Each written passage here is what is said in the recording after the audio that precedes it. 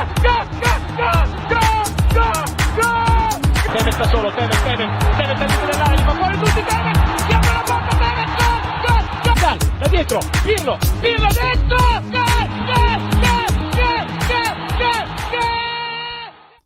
Hey everybody, welcome back to the All Juve Cast channel, where of course it's All Juve all the time, but it's also going to be a little bit of some international talk and everything like that. And I'm going to stick back to the wonderful Euros, since obviously Italia not going to be in there. Okay, the Baggio, nice tee there, and Lex, the Argentina kit, not making it in time, or what? I'm getting it tomorrow, so we're one day off for my Argentina kit.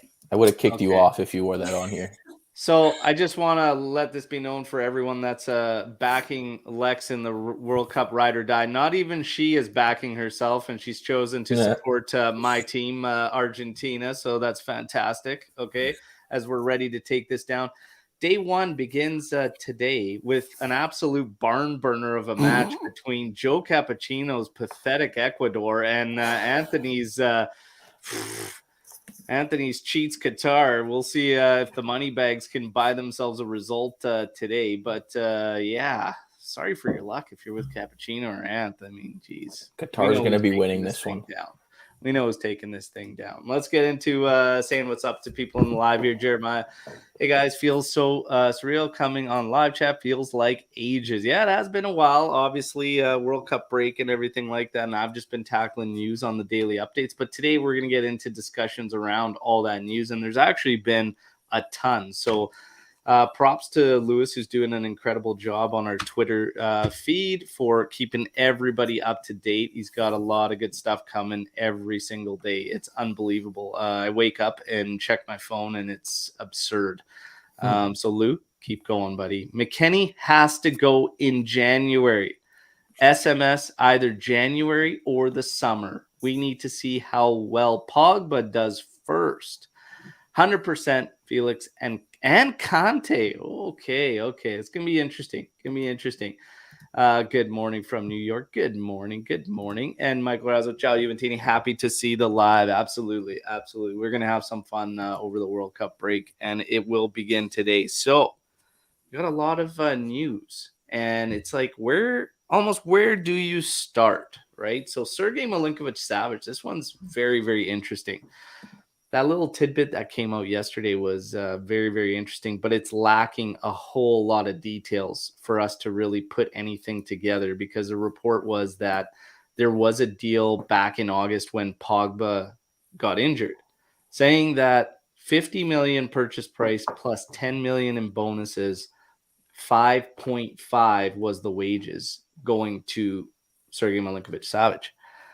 There's just way too much that's not in that report, and so many details. Like, why did it stop? Why didn't it go down? Was it just something Juve was working on, but Lotito never had any intention? Or was it actually a deal? Did Juve back out? Is that why Lotito instantly cranked it up to 100 million? Like, who knows, right?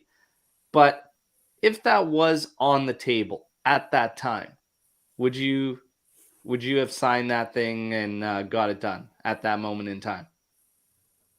It's hard to say no. Yeah. Pogba goes out. Yeah. Right? Yeah. But where are you going to fit everybody? Well, the discussion becomes a little bit different right now. But at that moment in time, it would be hard to say no if that was on the table. I was a big SMS advocate over Pogba, a few months ago. So, like, of course I'm going to say yes, even though it seems like we could use that money better places. You know what I mean? Yeah. I don't know. Yeah. Lex, would you assign that at that moment in time? Oh, I think it's hard to say no, too. As you said, I think we've all been wanting SMS for a while. So, I mean, I still think he's top midfielder in the league. So, yeah, it would have been tough. Yeah. Now, let's say 60, 70, because I'm seeing on these daily updates, okay, and there's still a lot of SMS backers, right? Let's get 3 Serbian players greatly enhance the team. SMS will be absolute fire. So now, though, if it's going to be in the summer, and we are talking 60, 70. I'm getting more and more comments on the daily news update video saying spread the money out. And I'm starting to kind of feel that way. And maybe that could be because of the young guys. And, Fagioli, Miretti, not saying they're anywhere near SMS level right now or whatnot, but they're filling a void. We're getting other guys healthy. Rovella, I expect to be integrated back into the team next season. I don't know. Do we go and Nick, who was our guest on the last show before the World Cup break, said it almost perfectly. You've kind of made up your mind when you went with Pogba. And I feel like another big splash stops us from kind of cleaning up everything else. Do you guys feel that way now as we're starting to look ahead? And it's not going to be January. There are rumors of January. I can't see it happening in January. Obviously, one of the rumors that came out over this news week was if McKennie is sold, Juve can come up with 60 million in January to get it done. So let's get into this then. Do you swing that? If you can do it in January, you can get it, that same deal, that same money. Not that I think it would ever happen. Lotito would do it, but would you do it in January? Look how tough it is. Nobody's jumping on this one. I like first thought, you're thinking, yes, absolutely, because he's a star player. But then I read Michael's comment, and I think he's absolutely right. You need to cash in and work on your CBs, and fullbacks, exactly. You need at least one center back. You need a right back. You need a left back. You need one or two wingers. Like, if you're spending 60, 70 on another midfielder, which our midfield hasn't been an issue, how are you going to fill the rest of those holes? And that's my concern. Yeah. If you can make it all happen, sure, knock yourself out. Max? Yeah, I think I agree with the statement there that we kind of made our choice when we went with Pogba on splashing money on like a star midfielder or top right now player, whereas we have a lot of young and up and coming midfielders. I also wonder in terms we also have Paredes on the books. I'm also just wondering in terms of even playing time for our younger midfield core that we're trying to develop. Then you bring in SMS. Now you've got quite a few guys in their prime, older players looking and wanting consistent playing time. So I think it'll be hard to keep everyone happy, especially if we've been seeing success with this young core. And as you mentioned, bringing Rovella back and integrating him into the fold. So it's tough. Now, if you think about it, with Rabiot's most likely gone, McKennie's please gone. Paredes, I wouldn't take that option. So that's 3 roster spots right there. You got Rovella coming back. Who's going to fill the other 2? It's true. Nakia, maybe then you got room for SMS. So you're saying in the summer? I could see it being more realistic in the summer. Yeah. I think right now they're going to get a short-term fullback and see how that goes. I don't know. Yeah, there's a lot of work to be done. Michael Razzo making that comment there really puts it in perspective. In January, as far as expected moves, I'm not expecting a whole bunch, to be honest. I'm expecting maybe one move in, okay, and that's an alternative to Cuadrado, which absolutely has to happen in my opinion. So a low-cost alternative, so at least we can get some rotation in there. And potentially 2 outgoing moves. That's it. That's all I expect. Rugani's one and McKennie's the other.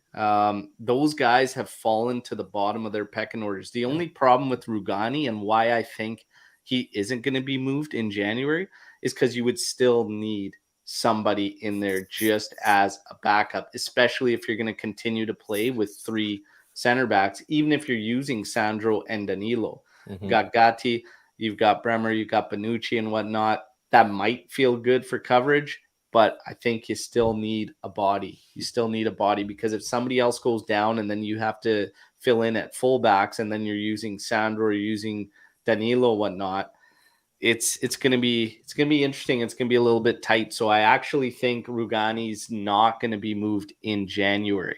McKennie, though. Got to get into this.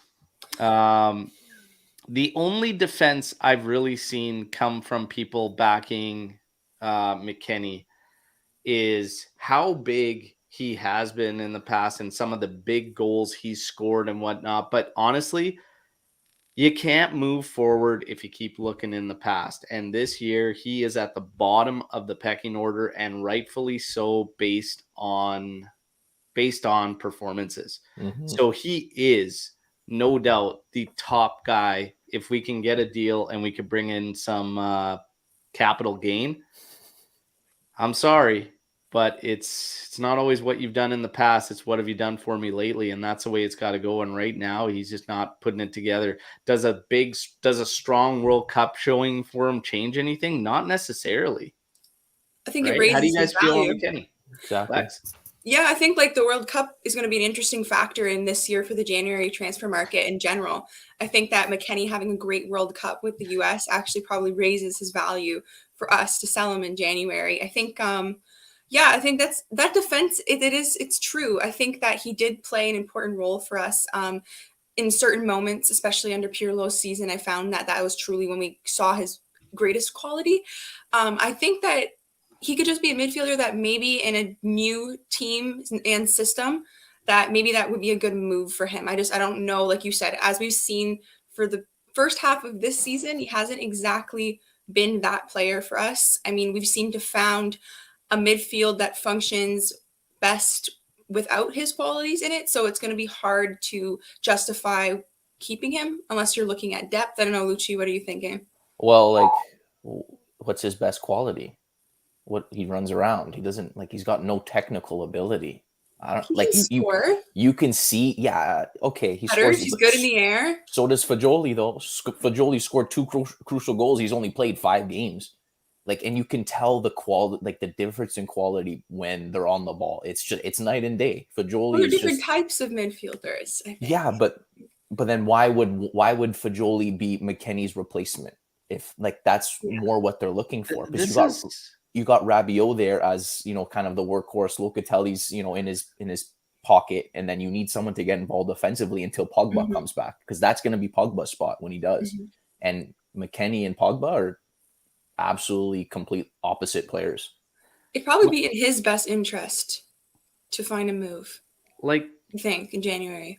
McKennie's, for me, playing in the middle of the park to be that bad with touch and your passing. ball retentive abilities is wild to me. But everybody that is still fighting the fight and backing him, saying that Luca. Watch him for the States in the World Cup because he's a completely different player. Well, that doesn't help us, and it doesn't help Juventus. So whatever is different there, he's gotta bring it for Juve. But when it's night and day when Fajoli's on the ball and when Weston McKennie's on the ball. Half the time, Weston McKennie can't control it enough to be on the ball. And yeah, there's a big, big gap there. And midfielders, I've always struggled with the guys that play in there that aren't the best technically. For me, if you're playing in the middle of the pitch, you've got to be able to control that ball. It used to drive me crazy, Blaise Matuidi, watching him in the middle of the field, because it was like he was playing the game on ice, wearing his cleats on ice, and what is going on? However, the guy worked so damn hard and covered so much ground that you could get away with it, right? McKennie doesn't really give you anything over and above in the other areas that makes him have to get in that lineup. That do you guys agree with that? There's nothing that, if you're going to suffer in passing ability and ball retentive qualities, there's nothing over the top that he does anywhere else that would make me be like, okay, he's got to get in this lineup. 100%. Yeah, 100%. And Al, we had talked about the midfield trio, and this is going back now, but having two similar qualities in the players in the midfield. And you look at the role he plays, you could say, okay, workhorse role, defensive, he can get forward, but it's a lot similar to Rabiot, and Rabiot is also better than McKennie technically, as we've seen. So it's going to be difficult for McKennie to find his balance and his way within that midfield, as we've kind of established this group now with Locatelli, Fajoli, and Rabiot. Yeah. So Weston heading out. What do you think about my comment about probably only one move? Maybe a sale and maybe one move coming in, or do you think there's going to be more? Think there might be some more action? I'd like to see more, because how much can you do in the summer? And like if we only make in one move now, I'm thinking in the summer you're gonna need to make what, like 4 or 5. You have a few players outgoing already on freeze.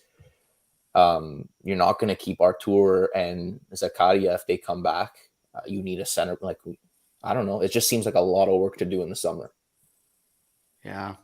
And yeah, Di Maria's out, so like you have to find replacements at some time.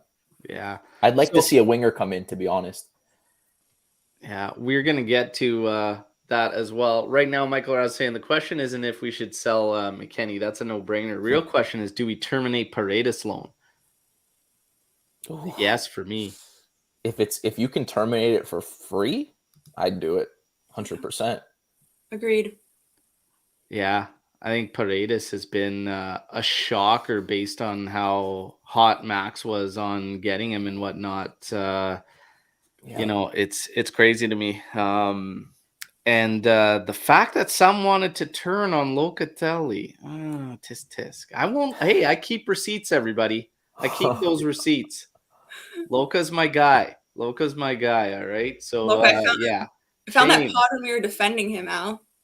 What's that? I found that clip from that pod when me and you were defending Luca. Oh, it was wild to see. Glad Locatelli turned it around, and he did in great form. And Paredes hasn't been anywhere near those 3 games. Locatelli went down the stretch there, coming back, and he's battling something though. Locatelli, like there was that injury thing. Then there's been this personal thing. So we did find out he's expecting a child and whatnot, which is huge. So I just don't know what's going on there, because all of a sudden there was like an injury. He came back, and then there was personal stuff. So there's a lot going on there. So you never really know. At the same time, these guys are all human. So yeah, I mean, last year he showed what he can do, and he played an absurd amount of minutes, and he was steady the whole way.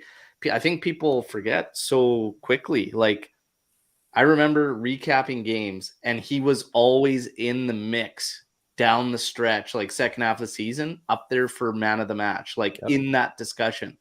So go easy, everybody. Take it easy. Now, Michael Razzo saying Luca's a stud, possible leader figure on this Juve team. That's what I like to see. Luca's a great player. There you go. Note to Zaniolo. Iling Jr. is better. Let's get into Zaniolo. So Zaniolo, the path is not dead there for Zaniolo. And it's being reported that the contract discussions with Roma are pretty much at a standstill. So it's going to be very, very interesting. Zaniolo, do you still want him at Juve? Did you never really want him at Juve? Where do you guys stand on the whole Zaniolo thing? So who wants to kick us off on Zaniolo, and if Juve should still be going this route? Lex or Lucci? You want Lucci you want to me go? to start? Oh no, it's okay. All right, I'll go. I probably still want Zaniolo. Yes, you do. Don't just I do. admit I it. do. Just admit it. I do. I don't know. It's probably everyone has that one player that they just don't want to give up on. I thought that was Dybala. Whoa, hey. Oh. For me, it's probably Zaniolo, and I still think that he just hasn't been able to like put the ball in the net. Like, he's done everything else but score, like but finish his chances. And I know that that's obviously a really important part of the role that he plays, but I would still take him. Yes, I know that is, like I said, that's probably my one extremely biased take. I don't know, Lucci, what are your thoughts? I'm on the fence for this one. If you asked me at the beginning of the season, I was all for it. He's still, like, I don't know if he's got the quality. He just hasn't seemed to put it all together yet. And my concern is, depending on what formation we decide to go with, like down the road, where's he gonna play? Like, he's not a winger. He's not a striker. You'll kind of have that same issue you did with Dybala. Like, you don't know where to play him. You don't know where his best position is. Yeah. If you're playing a 4-2-3-1, maybe behind the striker, but I would assume that's where most likely Pogba's going to slide into. Yeah. I don't know. If you can't spend, 40, 50 million on him. You just can't. before I get into Zaniolo, Mal, come on. Friend of the show here. Making excuses for Locatelli because he's human, but McKennie we throw under the bus. Easy, easy. There's a big difference. Number Huge one, we're not difference. making excuses because he is human. We're not even making excuses. We said Locatelli's shown for a much larger period of time what he can actually do ability-wise. We said McKennie, it's not a matter of him being human. I don't think he's got the technical ability to be in there to make a difference. And Fagioli showed that immediately upon coming into the midfield. It's no coincidence. McKennie was stepped out, Fagioli stepped in, and all of a sudden the midfield went from a weakness to a strong point. That's not a coincidence. And it's not throwing McKennie under the bus. He's at the bottom of the pecking order. That's just the way it is. It's up to him to change it, not me. Don't come at me. Hey, I said it. Your boy. I'm sorry. But he needs to bring way, way more. And it's not throwing him under the bus because Max gave him an absurd amount of minutes and kept going to him and going to him and going to him. Don't get mad at us. Get mad at Wes. And you can always come on the show and chat with me about Wes if you really want to. But like he's got more than enough opportunities to make that, he's had more than enough opportunities to change that. Don't put it on us. Don't put it on us, man. That's on Wes. You got anything to add to that before I talk on Zaniolo? I was just going to say, I said at the beginning of the year, I preferred Zakaria's traits over McKennie's. I like the way he plays. I know he hasn't done anything at Chelsea, but McKennie has done. One really sucked because still blows my mind. That guy, and Max wanted him too, and we beat a bunch of teams to get him. You know he can he's a decent player. For whatever reason, this year I actually thought he was going to do something at Juve and be like a good, solid player for us. And my God, he just started off so awful, and I don't know what the deal was. It didn't look like him. Whatever it was, it didn't look like him. But it's interesting because the team started to get it together. Obviously, we had a slow start. There was more than just a couple guys struggling. Yeah. Half your starting lineups were always struggling. It'd be interesting to see Zakaria with a team playing solid now and whatnot and being that alternative to Rabiot. And I think part of it was how we were trying to use Zakaria, and, it didn't work. And, maybe even Wes falls victim to that too, if we want to talk about maybe being too hard on him. Maybe it's what we expected out of him and how we were using him. That could actually be argued. But regardless, he's at the bottom of the pecking order. Yeah. It is what it is. Zaniolo for me, I've always liked him as a player. I think he's got a lot of quality. I think he could still, I don't even think we've seen what that guy can do. But then you start to ask yourself, why haven't we seen what full blown Zaniolo? And I think there's some things there. He's still relatively young and has a lot of growing up to do. Moise Kean and Zaniolo, I saw as two of the same. And it's no coincidence. They're locked in. One would have some issues. The other would have some issues mentally, right? Kean's kind of turned that corner, but I haven't really seen Zaniolo turn that corner in terms of that maturity and that growing. When I think that happens, I think Zaniolo would start to really show what he can do, because the talent and the ability is there. There's no doubt. But for whatever reason, as far as consistency goes, and when you want to talk about growing up and maturity, the discipline, his cards are absurd. Zaniolo, the amount of cards he gets and stuff is absolutely wild. It's shocking to me. He's just, I don't know if it's right now with the way the team's going and the way the team's shaping up, I don't know if he's that next piece anymore. But Max could be the coach that actually helps get him disciplined and, into a routine. I don't know. He seems to be doing okay with Keane. We saw Keane under other coaches. He was, I don't know, roller coaster. Hold on. I got to back up for a second here. Lucci is praising Max for a second here. I said maybe. Helping change Moise Keane. I mean, I'm sorry. Can you repeat that one more time? yeah. I maybe I'm still half asleep, but I don't That's know. good, Luch. There you go. There you go. It's okay to do that. It's okay. He's getting some things right, but you might be right. Maybe Zaniolo's maybe Max would be the guy for him. Maybe a change in the scenery, teammates. Maybe that's what he needs. He's still young. You see some of these players when they change teams, either it could go really well or they kind of just flip flop along the way. But he's got the quality. Like I really want to see the quality. I want to see what the talent's there. Like I said, I don't think anyone's seen it other than flashes and glimpses here and there at Roma, right? And but that would be what makes you nervous about that next step to the big team. And is he there mentally, right? Yeah. The maturity. It's going to be interesting. He is boys with Keane and Chiesa, though, so maybe that would, just kind of best friends all together, I think Mourinho's been really patient with him. As they've been reporting and as it's shown in terms of his playing time and whatnot, his conduct with him. And I think there's a reason for that. I think obviously, like we mentioned, we've all seen it. We've seen his talent. I think there's just like that final piece that's missing, or he has one more level that I think that he can reach. And that would probably be his consistency, consistently showing that talent that Al mentioned we've seen glimpses of. And so maybe we wait another year or another season until he can reach that. But I would still like him someday at Juve, hopefully. But to be fair, Roma has no one else to play there, so like he's gonna get lots of time. That's true.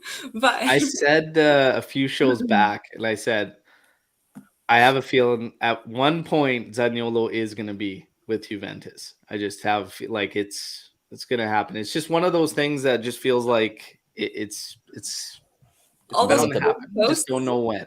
You willing to bet on that? Doesn't he have what? Old You willing to bet on that? What do you want to bet? I don't know. I'm always game for a little bet. I think we should put up a Zaniolo jersey or something if he ever shows up. Not at Juve, but if he joins a Juve jersey, yeah.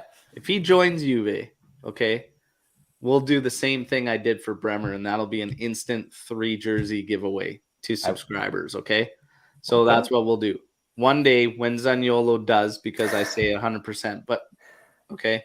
We'll do it. We'll do it. Now, fullbacks.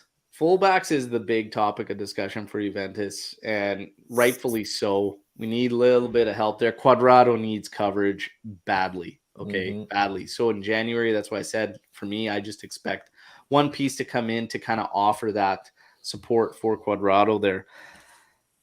The names being thrown out there, you've got like Parisi, you've got Petrazza. These are left side Grimaldo. Those are like summer. So all the rumors coming out that way, I don't expect anything there other than in the summer. But at right back, you don't really have anything coming in as far as like Odriozola, right? And that's a free option. Apparently, it's being reported free with a 1.5 purchase price. I don't know. I don't want to fall into this thing where because DeScilio's back, we don't bring someone in, which might actually happen. And we know how Max feels about DeScilio and whatnot.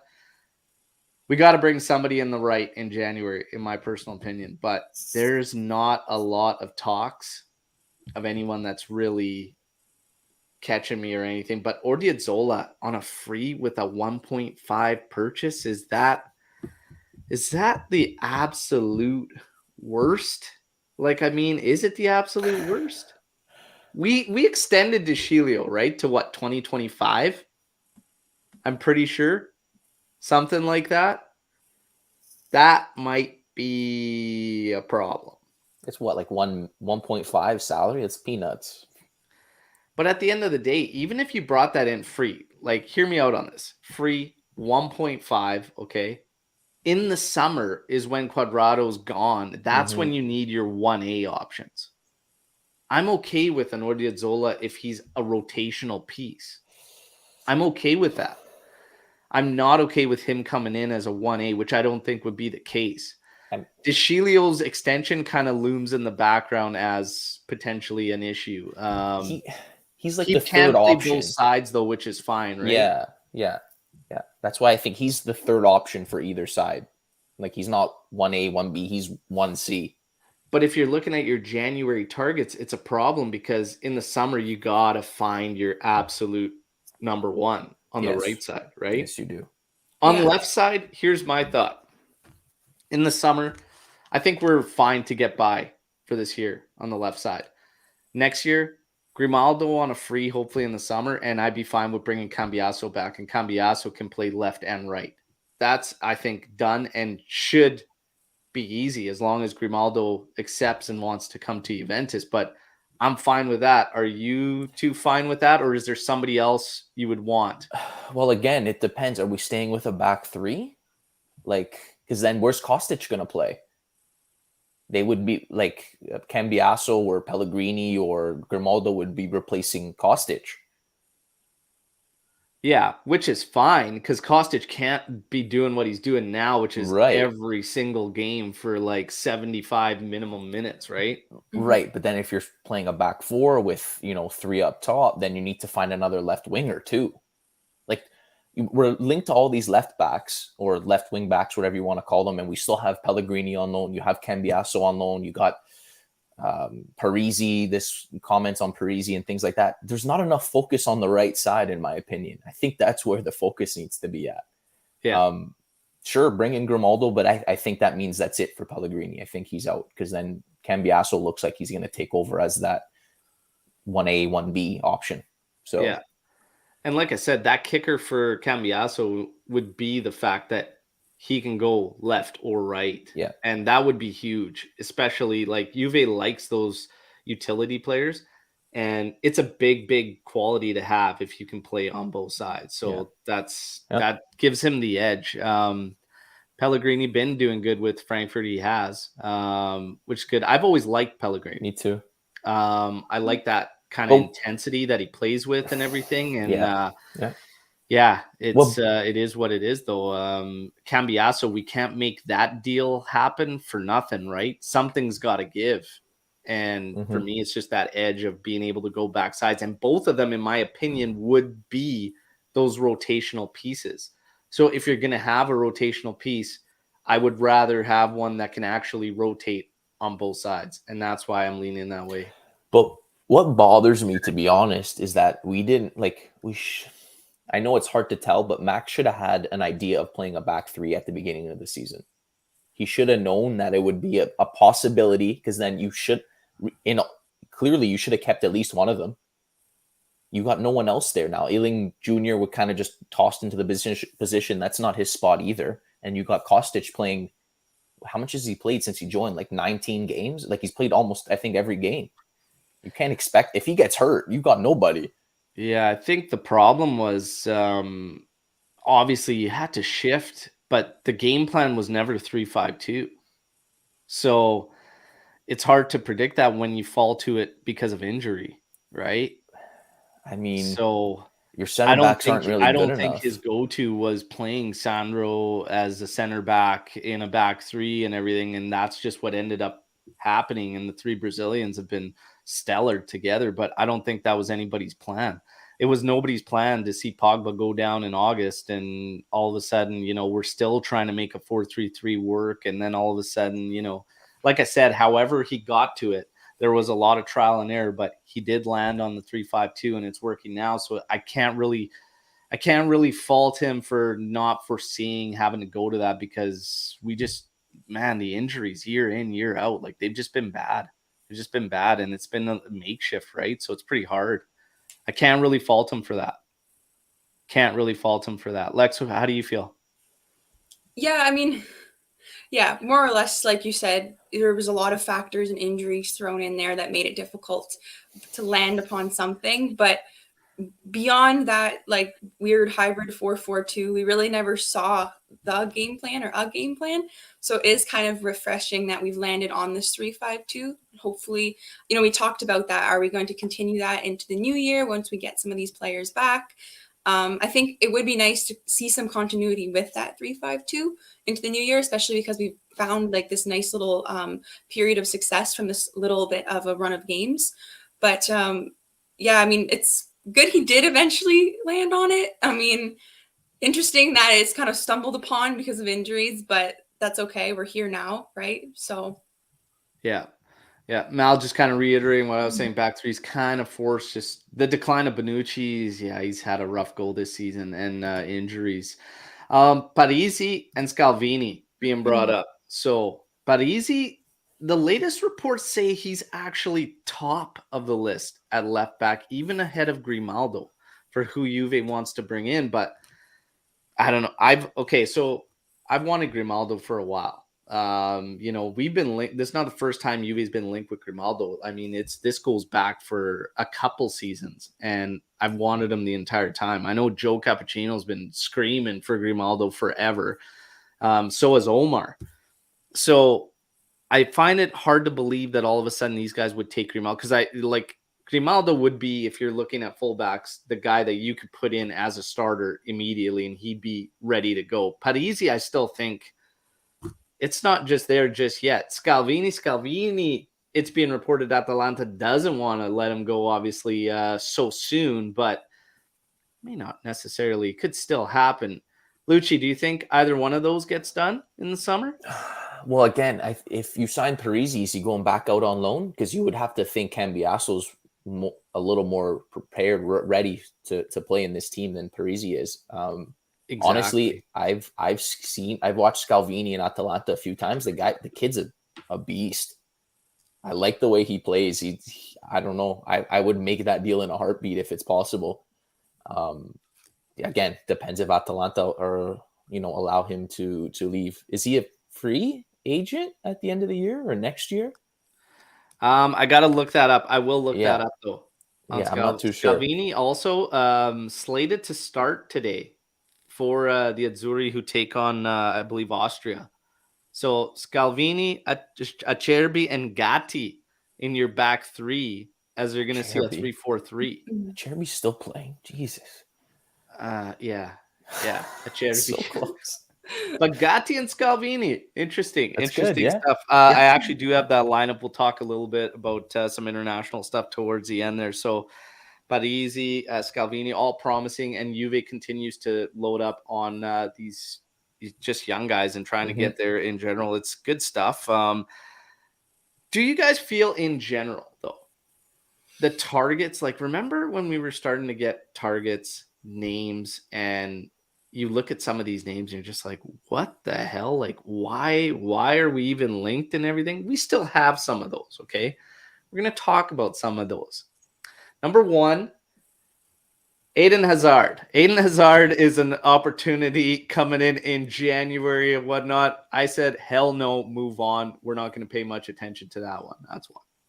One that was kind of interesting that got mixed reviews on the daily update videos was an opportunity to bring in N'Golo Kante. And that's an interesting one. For me, it was very simple, though. There was a time it would be an immediate yes, but I think that time has passed, and I would steer clear of that. And also, when you start looking at us in general and the way we're moving, big, chapeau to Miretti, Fagioli, whatnot, and I want to see Rovella integrated. I would stay away from it. I think all it does is slow down the progress we need to make with the younger guys. Like, if you're bringing them in and trying to, again, recreate those moments and those seasons that Kante had and whatnot. He's been bit by the injury bug as of late as well. I think the time's passed. Yep. Do you two agree? There is Jeremiah in the live chat that said absolutely yes, he would take Kante and bring him in. Where do you two stand on Kante? I'm going to go a hard no on both, and I'll just end it at that. There you go. Simple. Ooh. Lex. Kind of in the same boat as you, Al. Like, there was a moment where it would have been absolutely. But I really haven't, I don't really follow Chelsea too much, but I haven't really heard that much about him since that Champions League final. And that's beyond that. Been hurt. He's been hurt. He's Yeah. hurt. He's been missing. Hasn't. I think we've, how he would do with our medical staff, as we all know. But so there would have been a moment where I would have said absolutely yes. He was like top midfielder in that time, and especially in the Prem. But now I don't. The lack of consistency, and I know I do tend to like injured players for some reason, but I haven't heard that much about him since the UCL final. I'm not sure he's our guy right now for where we're going. I mean, you bring in those two, plus you already have Pogba. Like J Medical will be working overtime, and we don't want that. We have enough issues already. We don't want that. Illing Jr. too. Worth noting that he is going to get a contract extension offer from Juventus. Look for that to be finalized during the second half of the season. Okay, it's a good move. Mal saying Kante for his experience, I'd say yes, but with the progress and direction we seem to be going, stay away. Yep. Yeah, that pretty much sums it up. Now, Marcus Thuram and João Felix as we wrap up forwards. Okay, we're going to wrap things up on these forwards and whatnot. Both would be stellar. João Felix, only if the price is right. So that's literally been out there and stated. Only if the price is right. But Juve's been keeping tabs for a while. Always been an admirer of the player. So something could happen there. He's obviously looking out with Atletico, and rightfully so. I mean, I think when we signed, I remember the group chat just being like, Atletico of all places just didn't seem to be a fit, and just their style of play and everything, couldn't see it happening. Now people are ripping on João, just saying, oh yeah, overhyped. He was always overhyped from the get-go, whatnot. I am saying that guy hits the right team, a team that suits the style and whatnot, he will be tremendous. Okay, he would be absolutely tremendous in the right setup and system and whatnot. What that is, though, well, that's everybody's ideas and opinions on what that is. Thuram, though, Thuram's going to be free in the summer, but Bayern might splash a little bit in January to try and bring him in. Okay. Now, those two options, how do you guys feel about those players, number one in general? Then we'll get to kind of details and if you think Juve should go in on one of those guys. What do you think? Who wants to kick us off on Thuram and João Felix?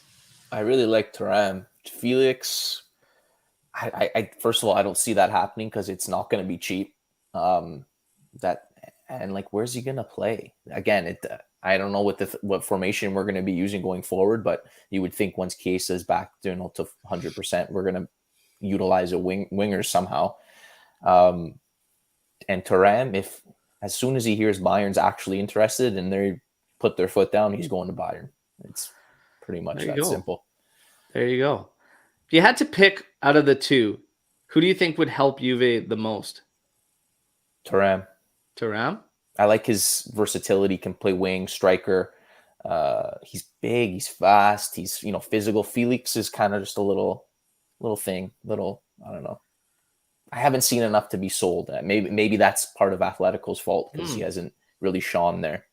I don't know if our style suits Felix either. That too. Yeah. I don't know. We've got Simeone attacks right now, but we don't exactly play champagne football. So I don't know. But could be getting there though. Could be, helping and everything. It'd be interesting. Out of the two, again, I mean, you got to start looking overall with Juventus, and you start looking in attack. Moise Kean went from, and this is why I say, never make decisions until year end, like close to the end, because so much can change. Moise Kean, the talks going into the season were, how is Juve going to get out of this obligation? If he keeps on the tear he's going, that's not even a problem. Sure, the fee might still be a little too high for Moise Kean, but man, if he keeps producing, keeps going at the rate he has been, it's not a problem. Milik at 7 to 8 mil on an obligation. Well, it's an option. It's a purchase option, but 7 to 8 million so far, if he can keep going on the road he has been, that's not a problem either. So now all of a sudden you got Vlahovic, you've got Keane, and you've got Milik, and then we get into wingers. So when I look at these names, and Thuram, yes, striker, but also plays on wing. Di Maria is only going to be here for this season. So you've got to find something there. And what it's going to come down to, and when we hear all these rumors, you hear all these names, the one thing that's kind of tough to make that decision in your mind is, are we staying in this current setup or not? Because loading up on wingers might not necessarily be the play, so you start looking at that, and João Felix kind of is this, he's kind of like not a true set position style player in my opinion, and he could kind of be that he could be a second in the 3-5-2 with a target man. He could do that.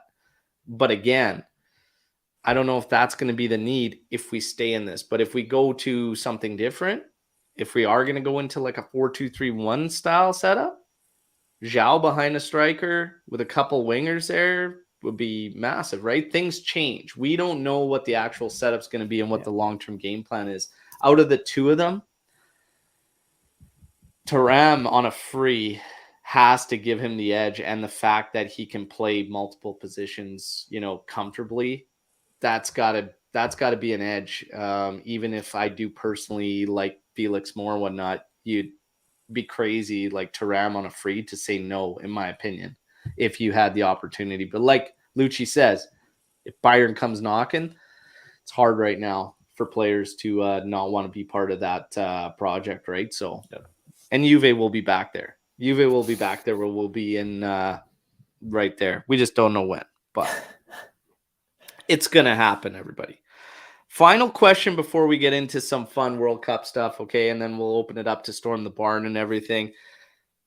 If there's one player in January you could handpick for Juve that you think would actually make a big, big difference for us, who is it? Or do you see that player already on our roster coming back from injury that's going to make a big, big difference? Ooh. I will preface this by saying a lot of people are downplaying Paul Pogba coming back. When he's in the lineup, okay, obviously he's got the potential to get hurt. All our players have the potential to get hurt, okay? But in the lineup, Paul Pogba is going to have a big, big boost to this team. Like, I have no doubts about that whatsoever. Do either of you doubt that he's going to have a major impact on this team? I think he will. We're not going to see it right away, though.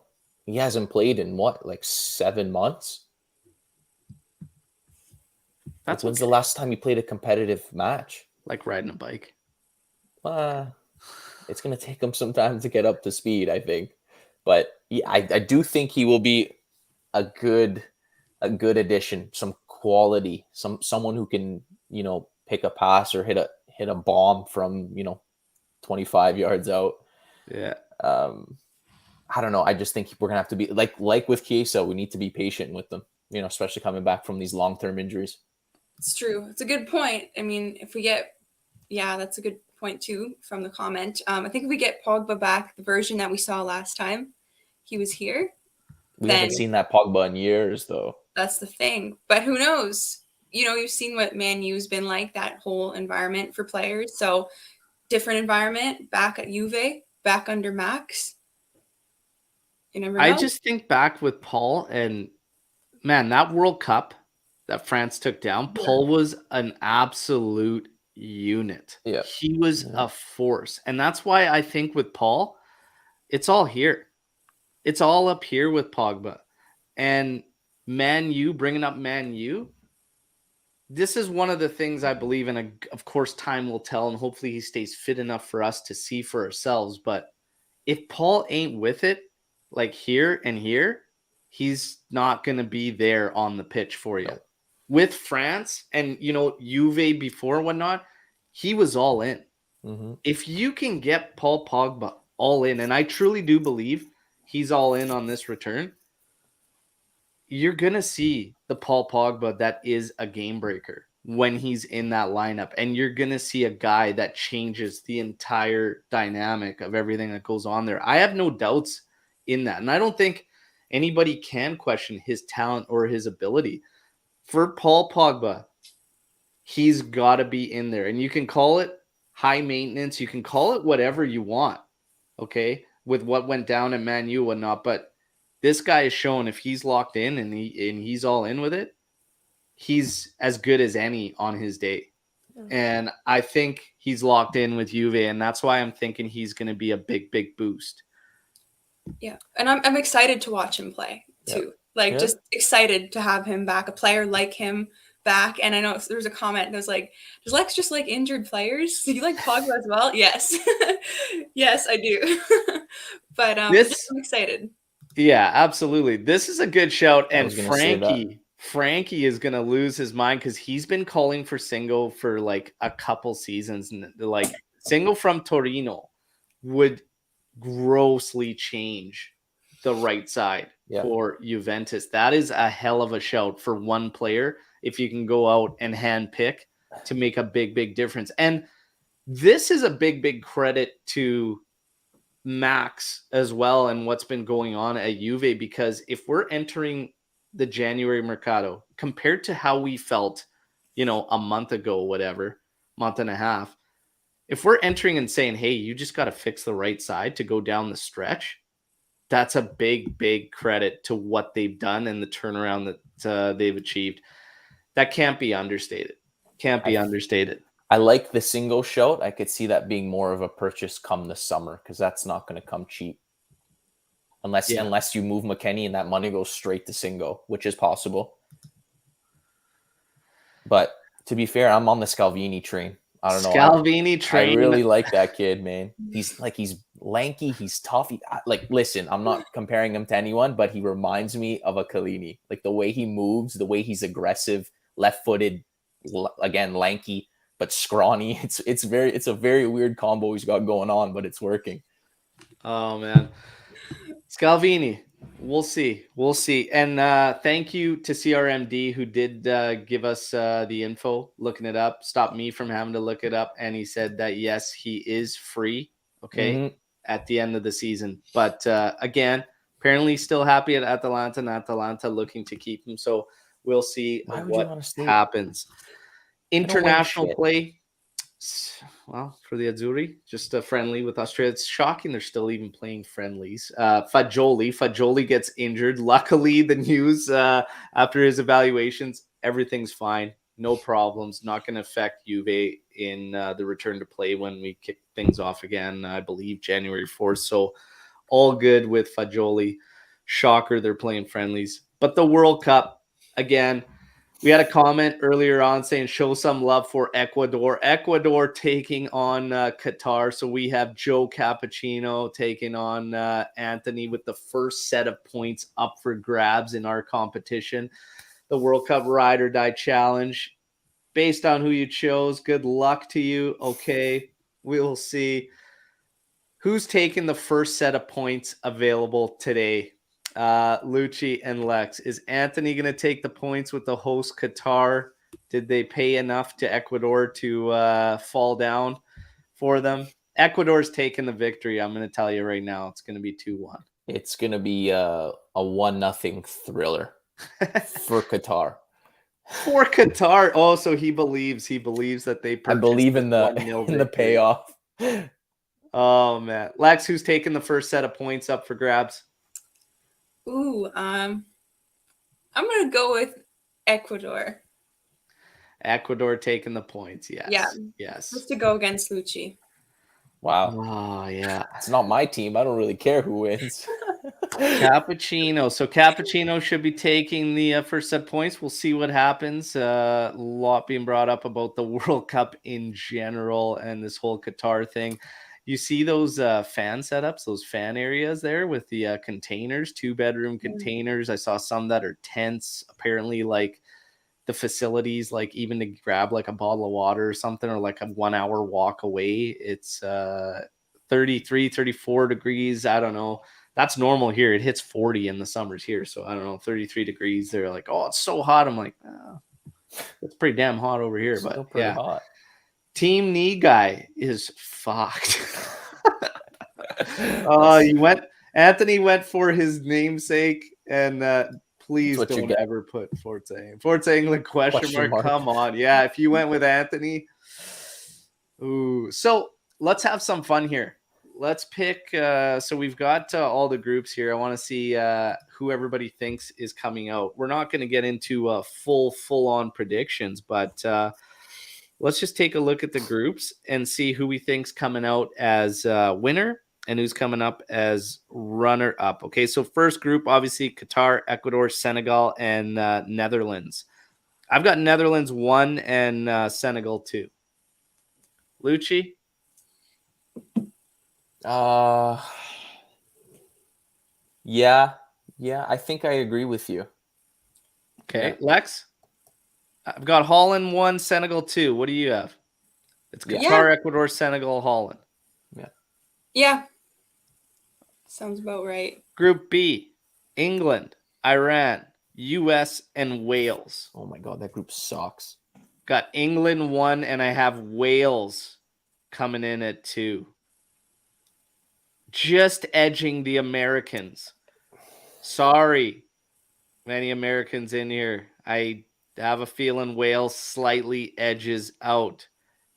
Do you have US making the knockout rounds, Lex? Lucci,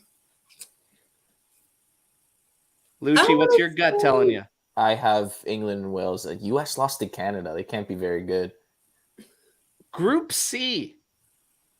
Berto's World Cup winners, Argentina. Okay. I'm going to win the kits for everybody who's backing me. Argentina, Saudi Arabia, Mexico, Poland. I've got Argentina 1.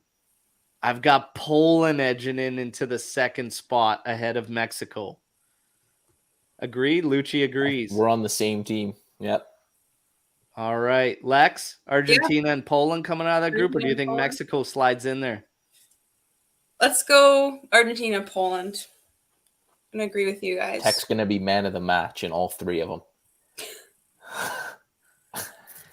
Mal, hey, I'm not rooting for Wales. I just think it's going down, buddy. Don't hate the player, hate the game, man. Come on. Listen. Come on. France, Australia, Denmark, Tunisia. I have Denmark winning that group and France in second. Ooh. Yeah, they got some bad injuries. You know what? I'd like to see my boy Rob celebrate an Australia win coming out of the group, but sorry, bud.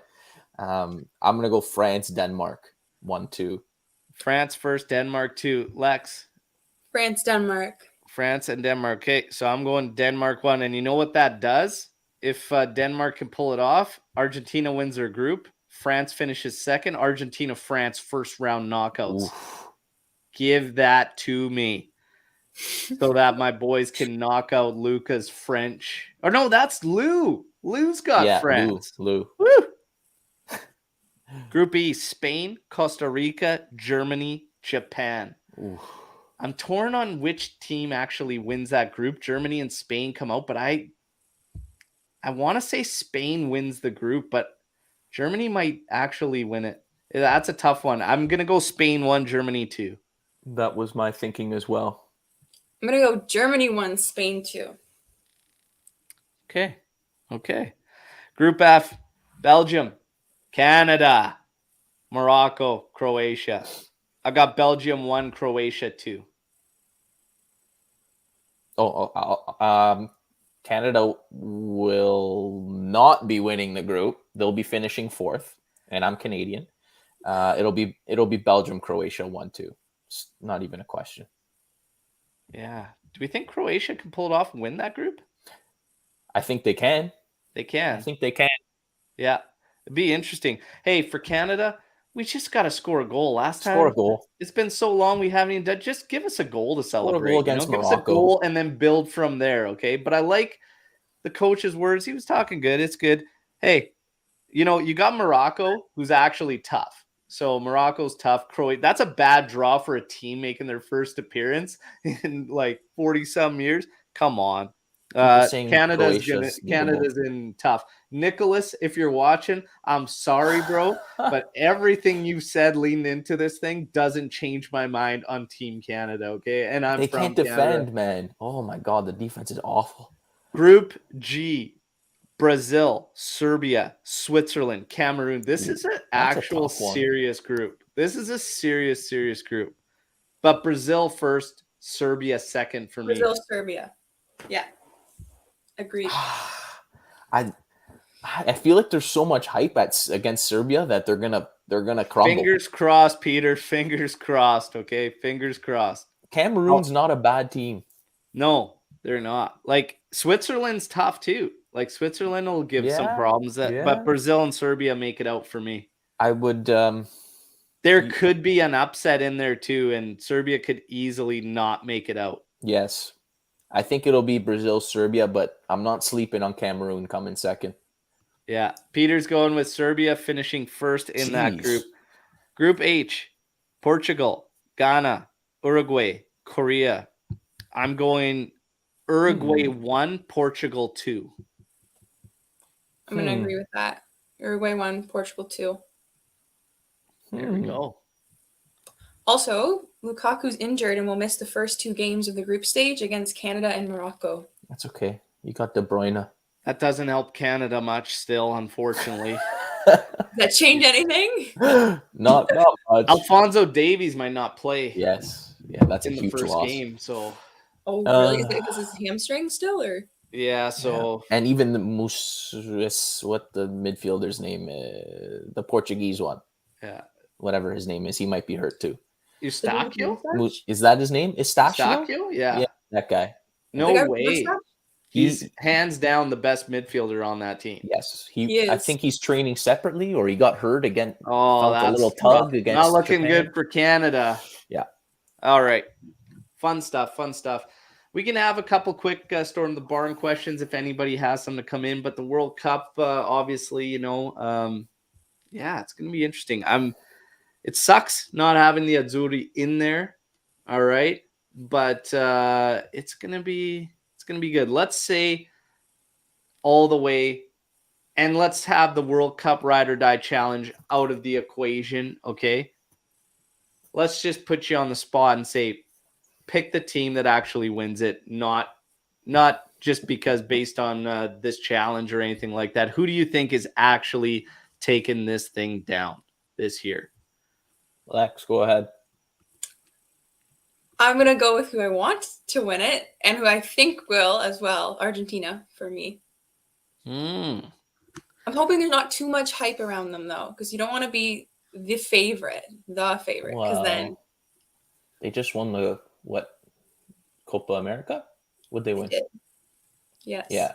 Yeah. So they got some hype around them, and this is Messi's last tournament, so you would think they're going to try to go out on top, but I'm going Brazil.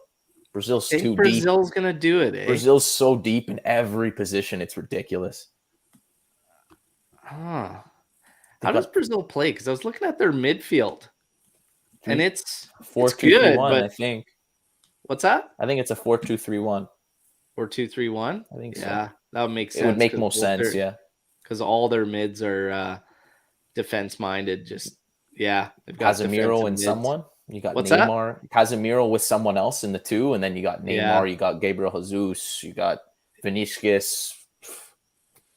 Brazil's going to be tough to beat. They're going to be deep in there. Germany's a question mark and it all comes down to the draw. And like I said, this group is going to be very, very interesting. Based on if Argentina and France, if one of those teams slips up, and looking at the groups, Denmark could win that group. And if France finishes second and sets up an Argentina, France, that opens up that entire side of the group. And then it's going to be just absolute, it's going to be crazy. Brazil's over on that side too, right? Mm-hmm. So then all of a sudden those knockouts are coin flips, man. That's going to be very, very interesting. if everything sets up and takes shape and the top dogs win their groups, then it becomes, you could probably get those wild finals with the big guns. But if one goes wrong, it opens up the door for a dark horse to kind of go far. Serbia right now could be a dark horse to get far based on if somebody would slip up and Serbia can find a qualification in that group. Be interesting to see. It's going to be fun though either way. Obviously things kicking up with Noni's and Cappuccino going for the first set of points. It's going to be fun stuff. As far as the news goes with Juventus, I'm going to keep you all in the loop through the World Cup. We're going to have fun with the World Cup Challenge. Unfortunately, for those of you that didn't get to pick one of the team representatives, that's okay. We'll find cool, fun ways to still get involved in some challenges, and we'll probably have some fun giveaways. Couple last things. Make sure you've liked the video. If you haven't already, take a second, hit that like button, okay? And check out the merch store linked to us on YouTube. This is the final day to get 20% off, and there was the new Chiesa design that went out there, the new Del Piero design, and then we have our custom all Juve Cast Ultra Igobi designs, which are stellar, okay? So make sure you check that out. That's one of the ways you could support the channel should you feel inclined to. Also, this thing ain't for fun, okay? It's for AJC Movember. Head over to Twitter, look at our profile, hit the magnifying glass, and just type in AJC Movember. You'll see the link on the tweet that pops up. Donate, and we're almost halfway there to our total of 2K, which we want to hit, okay? So we still got a lot of time. Look forward to that. Everybody, have fun and enjoy the World Cup. We'll have another live probably next weekend, okay, following Juve news and following the World Cup Challenge, and see who's in the early lead for points here. Lex, Luch, thank you very much. Been a pleasure, as always. Enjoy the rest of your weekends. Enjoy Qatar versus Ecuador for the first game. Bound to be an absolute barn burner, all right? Ciao tutti. Oh, and Rabiot to sign off. Can we have a Rabiot horsepower design? I'm sure we could figure something out if you really, really want a Rabiot horsepower design. I'm sure we can figure something out. I'm sure we can do it. But, yeah, we'll have some fun here, everybody. Enjoy first few rounds of World Cup. We'll talk to you on another live, and I'll keep you posted on the daily update videos, okay, everybody? And we will be focusing and following the Juve players throughout, so Rabiot horsepower is going to come into play. Sorry, Lou. All right. Ciao tutti. As always, no matter what, even if it's international break, fino alla fine, forza Juve. Ciao tutti.